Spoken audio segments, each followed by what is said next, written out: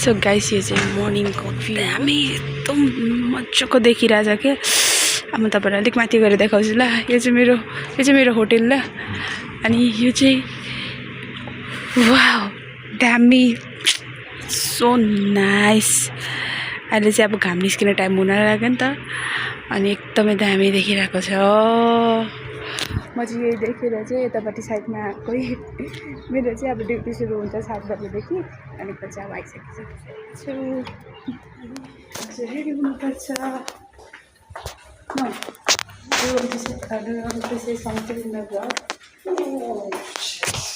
Hi. Assalamualaikum. Good morning.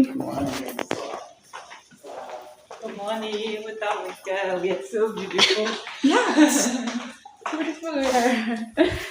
This is changing room.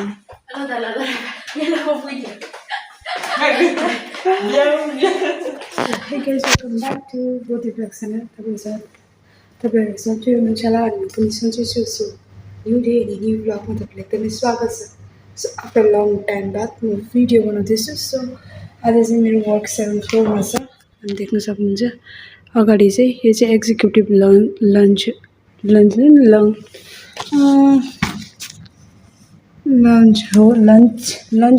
Lunch हो। अनि मेरो प्रोनाउन्सिएसन चाहिँ अलिकति मिस्टेक हुँदैछ र। सो मेरो चाहिँ आज काम यहाँ छ। हिजो पनि त्यही थियो। खास चाहिँ म ताइवादमा थिएँ तर यहाँ कोही पनि स्टाफ नभएको कारणले गर्दाखेरि चाहिँ म चाहिँ यहाँ छु। म किन हेर्दैछु भने चाहिँ गेस्ट अगाडि फोन युज गर्नु मिल्दैन नि त।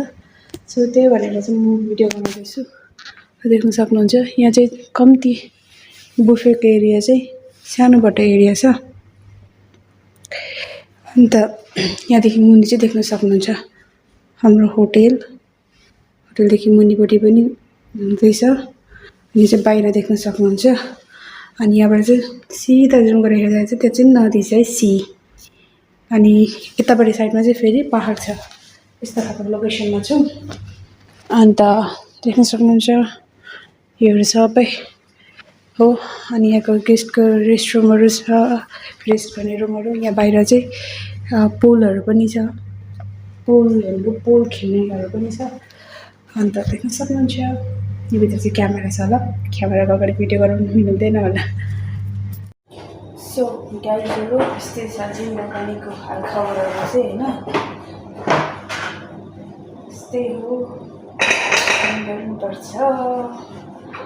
अन्त युट्युबमा चाहिँ निकै भयो भिडियो नलगाएको। सो तपाईँहरूले पनि मिस गरिराख्नु भएको थिएन जतिजना मेरो भ्युवर हुनुहुन्छ। अहिले चाहिँ अलिकति भनौँ यस्तै चलिरहेको छ जिन्दगीमा। घरि सिफ्ट एउटै हुँदैन। त्यो भएर पनि कोही बेला थाकेर गएको हुन्छ। अनि निकै भयो त्यो अलिकति मजाले सुत्नु नपाएर मजाले काम नमिलेको कारणले गर्दा चाहिँ मैले भिडियो चाहिँ बनाएको थिएँ है। सो म चाहिँ काम गर्छु घर मिलाउनुमा। सो तपाईँलाई थाहा छ कतिजनाले हेर्नु भएको छ। अनि यो म सोचिरहेको थिएँ आज चाहिँ है बिहानै उठेर चाहिँ अलिकति उठेर भिडियो बनाउँछु तपाईँहरूलाई ठाउँहरू देखाउँछु भनेर सोचेको थिएँ। तर के भयो भन्दाखेरि चाहिँ म सुति परेको थिएँ। मेरो 3 बजीदेखि ड्युटी थियो 1:30 सम्म सुति परेको छु। अनि उठेर नुहाइधुवाइ गर्दा ओर्दा रेडी हुँदा टाइम भइहाल्यो। त्यही भएर मैले भिडियो चाहिँ बनाउनु पाएन प्रपरली। सो अब चाहिँ मेरो अफ डेमा चाहिँ म भिडियो बनाएर हाल्छु होला प्रपरली। म कस्तो ठाउँमा छु अनि के छ कसो छ भन्ने कुराहरू चाहिँ। अनि अस्तिर पनि अफ त पाइरहेको तर अब अफको बेलामा निन्द्रा पुरा भएको हुँदैन। सुत्दा ओर्दा नै अफ त जान्छ। अब मान्छेहरू अफतिर अरू मान्छेहरू घुम्न जान्छ ठाउँमा। तर मेरो चाहिँ के हुन्छ सुत्दा त्यहाँदेखि गयो अफ सकिन्छ क्या एक दिनको। अन्त त्यही हो। अहिले चाहिँ म वाइपिङ गर्दैछु किन भन्दाखेरि चाहिँ अब फेरि डिनर स्टार्ट हुन्छ। अनि यहाँ चाहिँ सानोबाट बुफे छ है। अनि गेस्ट पनि बेसी हुँदैन यहाँ 7th फ्लोरमा चाहिँ होइन। हिजो चाहिँ 15 जना गेस्ट थियो। हिजो पनि म ताइवादमै थिएँ तर म यहाँ स्टाफ नभएको कारणले गर्दाखेरि चाहिँ मलाई यहाँ पठाउनु भएको थियो। अनि आज पनि स्टाफ नभएको कारणले गर्दाखेरि चाहिँ आज पनि म ताइवादमै थिएँ। म ताइवादकै गेट हाउसमा छु। अस्तिको सबैका एफ्रन एन्ड सर्ट। अब म यहाँ आउँदाखेरि चाहिँ म कोट लगाउँथेँ नि त, अनि त्यही हो, यस्तै छ सबै कुरा ठिकठाकै छ भनौँ, कामहरू राम्रै चल्दैछ, अनि एक्सपिरियन्सहरू पनि राम्रै हुँदैछ भनौँ मनमा। किन भन्दाखेरि चाहिँ अब मेरो होटल लाइनमा चाहिँ फर्स्ट टाइम होटल इन्डस्ट्रीमा म काम गरिरहेको, अनि सबै कुरो यहीँ सिकिँदैछ। सबै कुरो त सिकेको छैन, अब बिस्तारै बिस्तारै सिक्दै जानुपर्छ, जतिसक्दो अलिअलि चाहिँ सिकिँदैछ। अन्त तपाईँहरू मैले अघि बाहिरको भ्यू पनि देखाइसकिसकेँ है। के छ कुराकानीहरू चाहिँ दाइजहरू हस् आफ्नो भिडियो गर्छु ल, जति बोले पनि म बोलेको हुन्छ, तपाईँहरूलाई बोरिङ हुन्छ। सो गाइस अहिले चाहिँ हाम्रो ड्युटी सक्यो, अन्त अब चाहिँ गाडी पर्खिरहेको छु।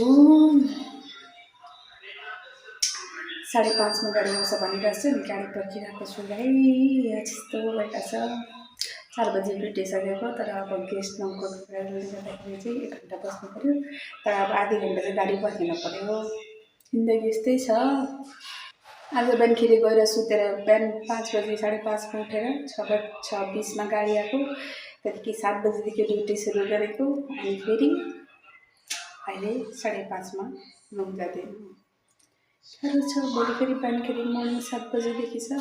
अनि आज तपाईँलाई बिचको पनि भ्यू देखाउनु इभिनिङको भनेर सोचेको थिएँ, तर अब गएर मैले गर्दा लुगाहरू ओर्दा निद्रा पुगेको छैन। सुत्दा ओर्दा 1-2वटा सामान खरिद्नु छ, किन्नु छ, पानीहरू सकिरहेको छ पिउने, त्यो किन्दा ओर्दा टाइम सक्यो मेरो।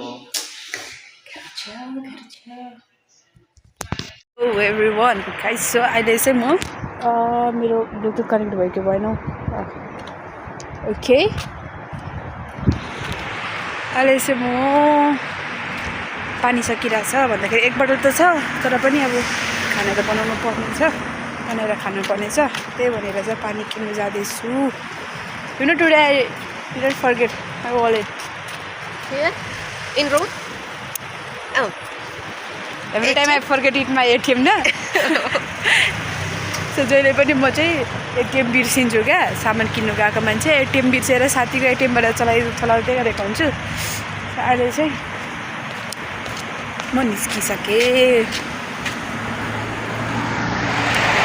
अन्त त्यही हो कुराकानीहरू चाहिँ। Why? Don't be too much sad. 2 times cycling.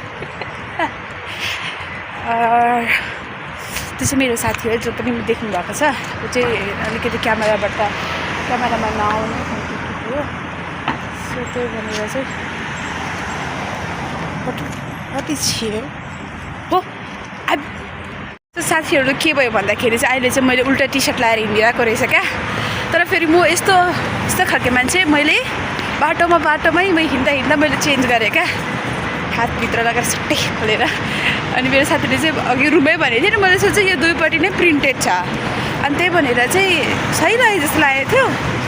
अनि यहाँ कस्तो भिजाको जस्तो भयो क्या, अनि यसो हेर्छु त पछाडिको त अगाडि आइरहेको रहेछ। सो त्यही हो कुराकानीहरू चाहिँ यस्तै भयो। अहिले चाहिँ जाँदैछु, अनि त्यही हो, यो चाहिँ इभिनिङको भ्यू हो। यो चाहिँ साइडमा भएको चाहिँ हस्पिटल हो है, अन्त अहिले चाहिँ हामी सर्टकट लिएर जाँदैछौँ। यतापट्टि साइडमा चाहिँ हाइवे रोड छ, अनि यो चाहिँ सर्टकट जाँदैछौँ ल केजीहरू लाइक। सो अहिले चाहिँ हामी केजीहरू भित्र आइसकेको छौँ ल। अन्त मलाई चाहिँ चाहिएको भनेको पानी, के भन्नु नुडल्स किन्नु छ, किनकि नुडल्स बिनाको जिन्दगी अधुरो छ, किनकि कोही बेला टाइम नभएको बेलामा छिटो मिठो खानेकुरा बनाउनु पर्ने कुरामा चाहिँ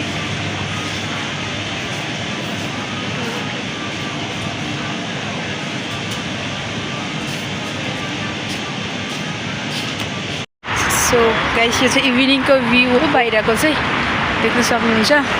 यो चाहिँ हाइवे रोड भयो भने हामी चाहिँ अलिकति भित्र छौँ हाइवेबाट, त्यस्तो बेसी भित्र पनि होइन, अलिकति मात्रै भित्र।